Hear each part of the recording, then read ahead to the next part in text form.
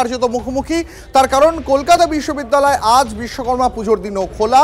স্নাতকোত্তরের counselling চলছে, সেখানে কোনো নির্দেশ বিশ্ববিদ্যালয় কর্তৃপক্ষের কাছে আসেনি রাজ্য সরকারের তরফ থেকে, এমনটাই জানিয়েছেন বিশ্ববিদ্যালয়ের উপাচার্য শান্তা দত্ত। কিন্তু প্রশ্ন উঠছে, যেখানে গোটা রাজ্যের অনেক শিক্ষা প্রতিষ্ঠানই বন্ধ, সেখানে কলকাতা বিশ্ববিদ্যালয় কেন খোলা, এই প্রশ্ন উঠছে।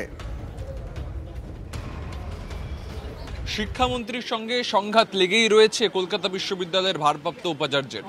তার মধ্যেই রাজ্যের নির্দেশিকা কার্যত বুড়ো আঙুল দেখিয়ে, তার কারণ রাজ্যের তরফ থেকে কোনো নির্দেশিকা ছুটির কলকাতা বিশ্ববিদ্যালয়ের কাছে এসে পৌঁছয়নি।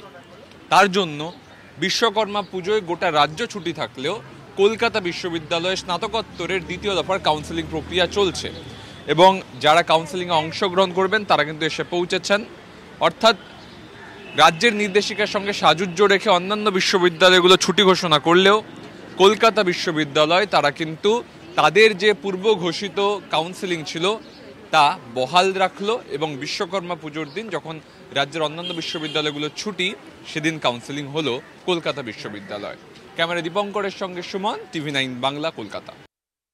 আমি তো কখনোই দেখিনি ইউনিভার্সিটিতে বিশ্বকর্মা ছুটি থাকে। আর ইউনিভার্সিটির যে ক্যালেন্ডার আছে সেই ক্যালেন্ডারেও কিন্তু ছুটি নেই, ছুটির কোনো ব্যাপার নেই। তো আমি জিজ্ঞাসা করেছিলাম যাদবপুর ইউনিভার্সিটিকে, যাদবপুরের